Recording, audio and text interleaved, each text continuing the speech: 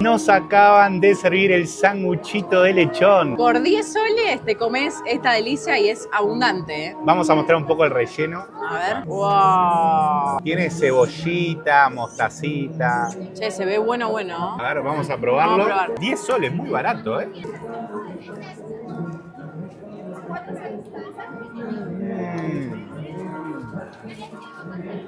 Épico. Qué buen sanguchito de lechón. Nunca comimos esto en Perú ni en ninguna parte del mundo. Nunca. Tiene un saborcito el lechón extremadamente delicioso. Está bien blanco, bien tiernito. Miren, así son las partecitas que te ponen adentro del sándwich. Se nota que es de muy buena calidad este lechón, ¿eh? Muy Está rico. rico. Toda la sanguchería no es igual el producto. ¿Ah, no? Varía la calidad, sí, pero le cobran igual.